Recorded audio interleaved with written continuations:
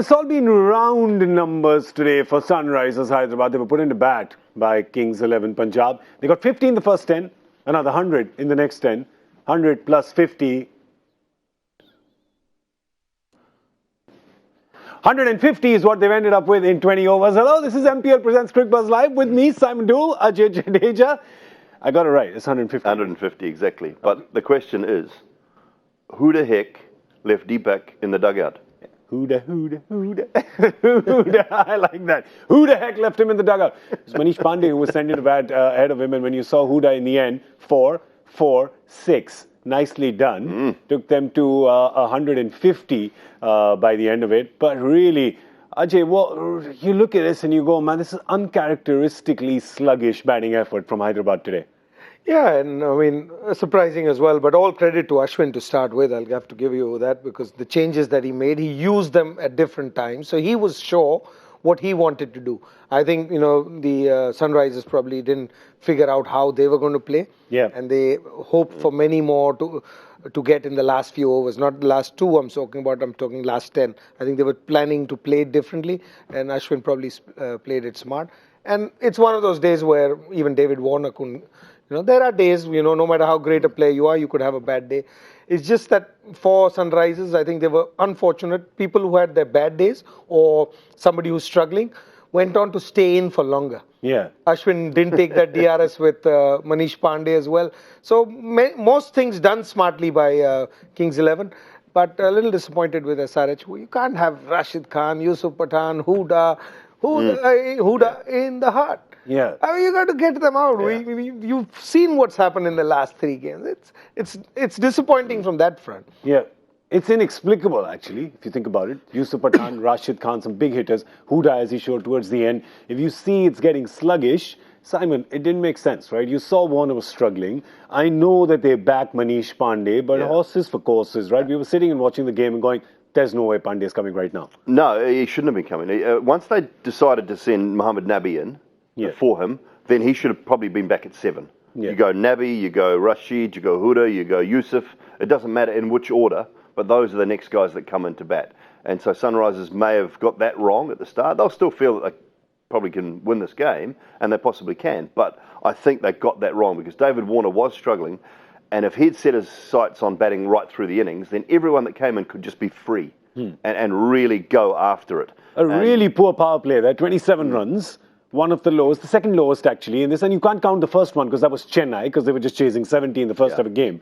7-15, they went a little ahead. And Ajay, as you said, in the last 4 they were hoping to get 15, they got 11.6. Yeah, and again, one more time, you've got this, you look at this stat, 4.5, 7.2 and 11.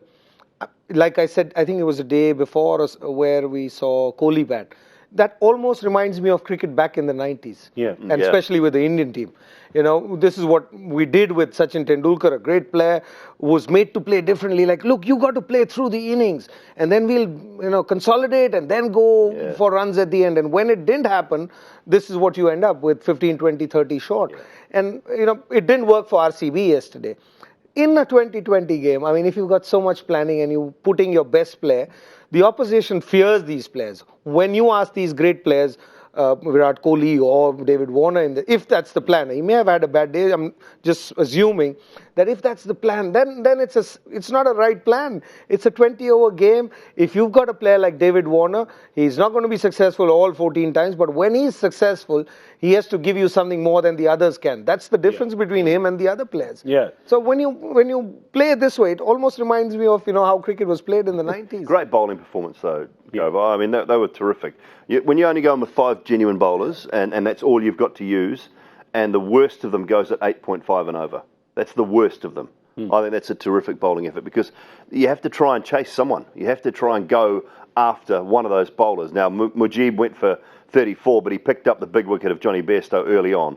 And then 8.5 and over, 7.5, 7.5, 7.5. So a great job. And the man they brought in, the 2 men they brought in, Ankit Rajput, outstanding, 4 overs, none for 21, and Mujib broke that partnership that has been so successful. So great planning.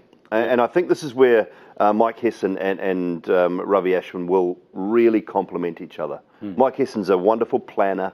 He's a very meticulous type of coach. He will scout. He will look at things. How do we get the best out of our bowlers? What do we bowl to these certain guys? That's his job. And Ashwin's job is to just marshal the troops on the field. I thought he did that brilliantly tonight. He had probably his best game as captain. You know, I mean, people will say, oh, why didn't he bowl in the power play? Well, he picked Mujib to bowl in the power play. That's why.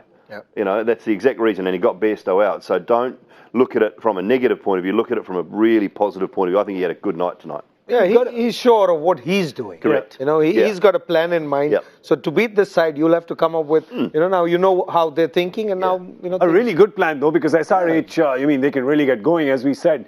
Probably today, it's almost, you want David Warner to bat deep and you want him to play lots of balls. Today was just a rare day. Out of the, I think, 39, almost 40 50s that he's got in the IPL, today was his second slowest. It was at... Oh, his slowest, was at 48 or 49 balls today. 49, I think, today. 49. His second slowest is also against this team 2 seasons ago at 45. So somehow they figured out how to keep him there but not let him score. And not too many people in the world have done that. And the other thing is, though, I mean, we've got to wait. You always have to wait until two sides are batted before you judge the surface. Now, the commentary was talking a little bit about maybe it's not as easy as they thought it was. There's certainly some grass coverage on it. There's certainly some dew about because the ball was getting quite wet towards the back end, which should assist the side batting second. But, Sunrise have got a world-class bowling attack. And you can't judge this until, if Kings 11 go out and knock it off in 17 overs, 16, 17 overs, 1 or 2 down, you say it's a great pitch and Sunrise has had a bad day, Kings 11 had a great day. But let's just let's judge it after 2 teams have batted. Let's judge it after. See, because this is not a one-sided total. 150, still 150 on the board. It's not one-sided. But with Kings 11 Punjab, they would look at this. They would look at the Sunrisers batting lineup and they'd say, we take this, 8 days out of 7 in the week. Oh, Kings 11 would be happy with that total, where you put the opposition in. If you get them out for 150 or not out, but, that's all that they could get, you'd be happy with that.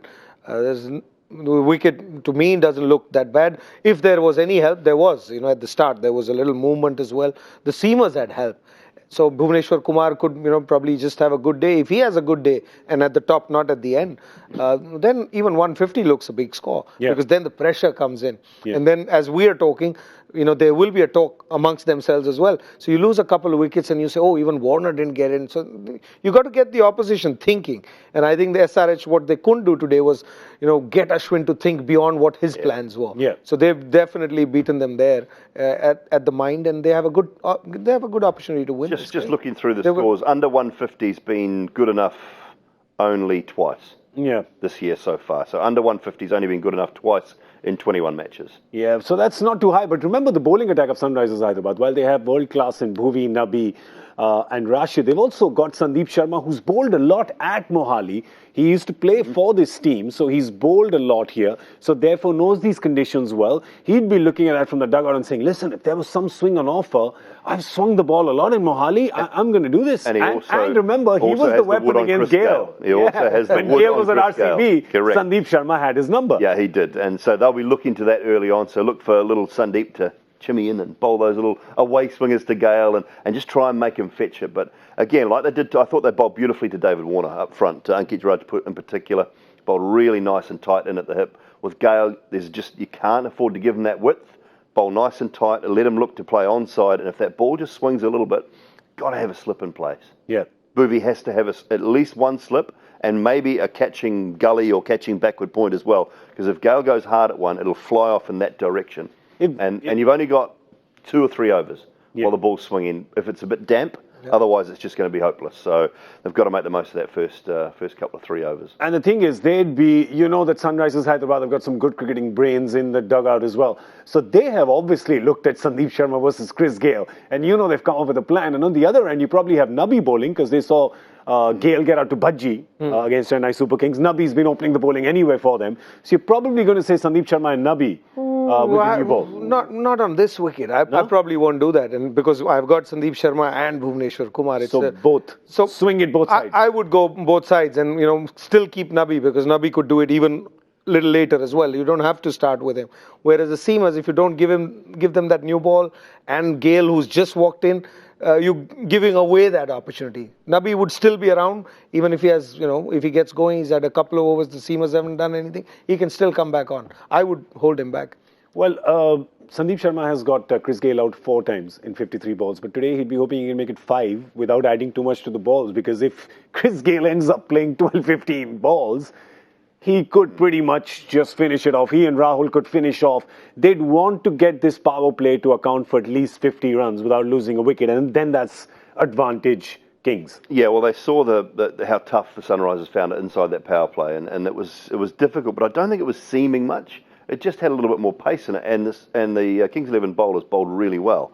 With the ball coming onto the bat nicely, I think that suits KL Rahul. I think that plays right into his hands. He doesn't want anything holding and slowing up. He wants pace. Yeah. Pace on the ball, plays the pull shot beautifully, drives through the covers, drives down the ground really nicely. So pace on the ball, I think, will assist the Kings 11 top 4. You'd be hoping that Kings 11 have learned their lesson from the previous sort of failed chase and going, let's not leave it too late.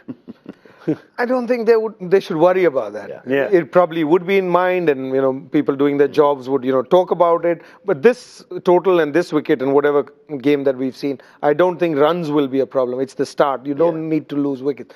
The only way you can lose this game is if you lose 2-3 at the top. Yeah. Otherwise, there is no stage because the balls come on beautifully.